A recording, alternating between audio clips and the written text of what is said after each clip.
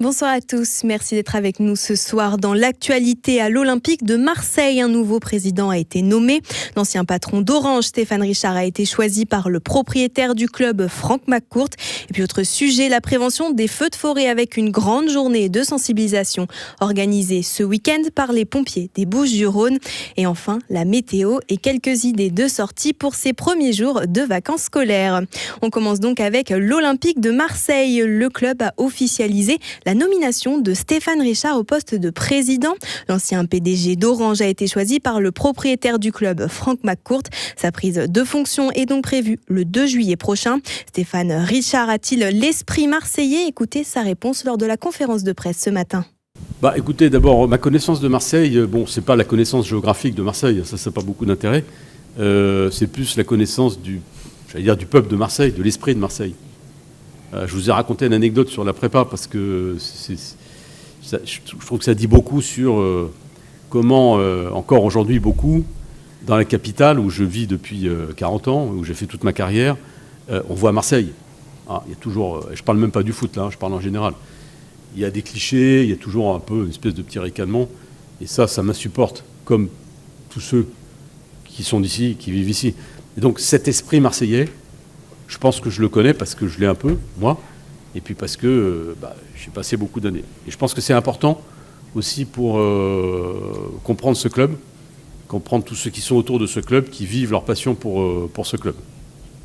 Et sur le terrain, l'OM reçoit le FC Metz ce soir au Vélodrome. Un match à suivre en direct sur Maritima à partir de 21h05 avec Karim Attab et Jacques Bail aux commentaires.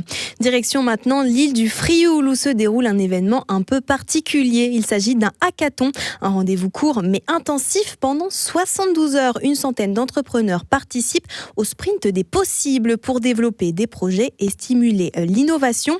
Accompagnés de coachs et d'experts, ils travaillent ensemble pour créer des réseaux et partager leurs expériences, notamment pour lutter contre le sentiment de solitude que ressentent parfois les créateurs d'entreprises.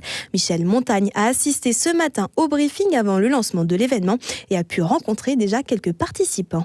Ici, je suis venue chercher vraiment des gens inspirants et aussi des compétences et aussi un modèle économique qui soutient mon activité. Et surtout, c'est les gens. C'est les gens et je suis venue à tester aussi mon produit, on peut dire, mais c'est surtout me faire connaître et faire connaître qu'il y a des possibilités, qu'il y a des solutions et que si quelqu'un il veut faire déjà voyage à vélo, déjà il y a eu des gens qui me disent récemment je me posais les questions, du coup voilà, sortir le plus d'ici et partager le plus de tout ça que j'ai appris ces dernières années en voyage au vélo. On est tous les deux à peu près issus du même secteur d'activité, fonderie et métallerie. On se connaissait déjà d'avant et on est ici pour en profiter pour déjà le joli temps qu'on va avoir au Frioul, ça c'est le numéro 1. Mais surtout pouvoir envisager peut-être des choses ensemble. Moi j'ai fonderie aluminium et usinage. Parmi tout le monde, on sort du lot. On est encore en vie. Et on veut continuer à porter ça. Mais c'est vrai qu'on va beaucoup récupérer des autres personnes qui sont plus tout ce qui est réseaux sociaux, donc qui peut permettre d'améliorer notre image et puis notre publicité, se faire plus connaître et porter plus haut notre projet et notre activité qui est plus ou moins dans le déclin au niveau national. Ce hackathon sprint des possibles se poursuit jusqu'à dimanche sur l'île du Frioul. Et puis avec l'arrivée du printemps et des fortes chaleurs, le risque de feux de forêt revient au cœur des préoccupations. Pour sensibiliser le public, les pompiers 13 organisent ce samedi une grande journée dédiée à la prévention à vélo.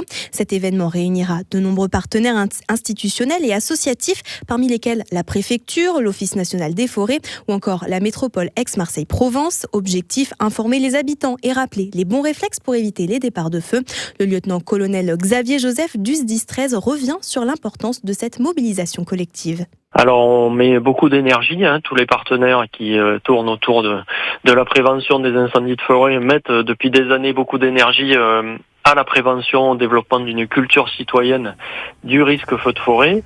Malheureusement, on n'est pas encore très loin du mégot jeté au bord de la route qui génère un incendie. Néanmoins, les gens auront l'opportunité ce samedi de pouvoir visiter un nouvel outil qui a été mis en place très récemment, qui est un plateau de sensibilisation et d'information sur le risque d'incendie de forêt. Et ce samedi, ça sera une bonne occasion justement pour se renseigner, prendre des informations dans le cadre d'une journée qui se veut conviviale, agréable et familiale, puisqu'il y aura des activités aussi pour les enfants, il y aura des démonstrations, il y aura un escape game, voilà, il y aura plein de choses qui permettraient à chacun de passer un bon moment en famille tout en faisant quelque chose d'utile, c'est-à-dire se renseigner, prendre les informations et mieux comprendre comment se passe le risque de feu de forêt. Et si vous souhaitez participer, eh bien ce rendez-vous, ce sera de samedi de 10h à 17h au centre des formations des pompiers 13 à Velot. Et puis ce week-end marque aussi le début des vacances scolaires de printemps. La question se pose donc, quel temps fera-t-il dans la région? Après une journée aux allures estivales aujourd'hui, la situation pourrait évoluer dans les prochains jours. On fait le point avec notre expert météo du département, Paul Marquis. Les températures vont effectivement perdre jusqu'à 5 degrés dimanche et jusqu'à 10 degrés pour lundi. Donc on passera de l'été à l'automne en seulement 48 heures en fait. Effectivement, avoir 30 degrés en avril, c'est tout à fait anormal. Et ce qui est encore plus incroyable, c'est qu'effectivement, ça va baisser de manière assez radicale en seulement 48 heures. Puisque notre ami le Mistral noir, donc Mistral noir, c'est un Mistral qui ne dégage pas le ciel, sera de retour ce dimanche et ce lundi. Donc avec un ciel qui sera régulièrement couvert, des pluies pour lundi avec du Mistral, ce qui est comme assez rare mais qui peut arriver, et températures qui vont plafonner, écoutez bien, lundi entre 10 et 14 degrés.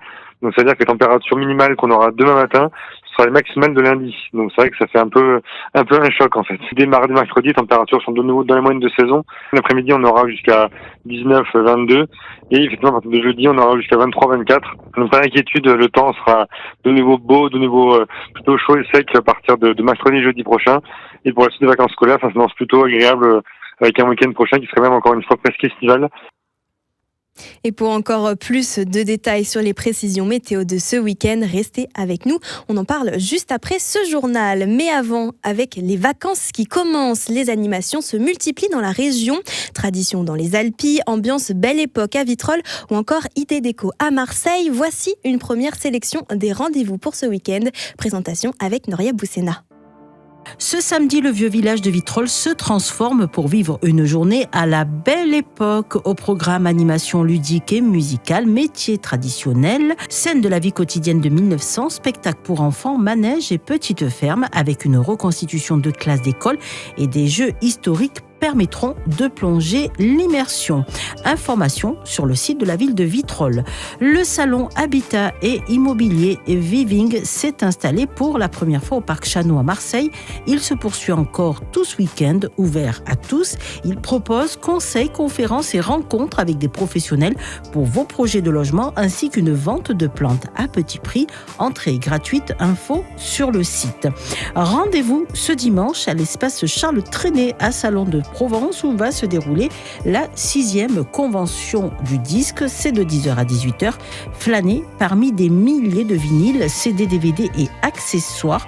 Tous les styles sont à l'honneur. L'entrée est de 3 €, gratuite pour les moins de 16 ans, étudiants et demandeurs d'emploi. Restauration possible sur place.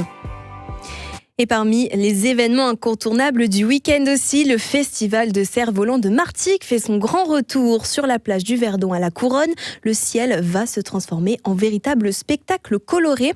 Dès ce samedi et jusqu'à lundi, on retrouvera plus de 40 cervolistes venus de toute la France et de l'étranger. Pour cette 19e édition, on écoute Frédérique Riquier, présidente de l'association Coup de Vent. Elle répondait à Gilles Fenech.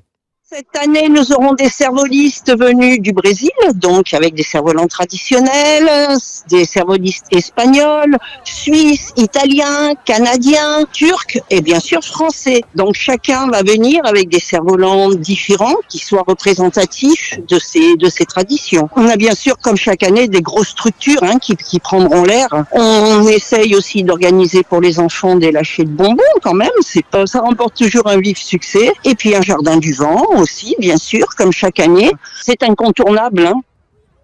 Rendez-vous de 10h à 18h dès ce samedi sur la plage du Verdon à Martigues pour profiter de ce spectacle dans le ciel. C'est le moment de vous souhaiter un très bon week-end. On se retrouve lundi prochain à 19h pour le prochain journal. Je vous souhaite une très bonne soirée sur Maritima.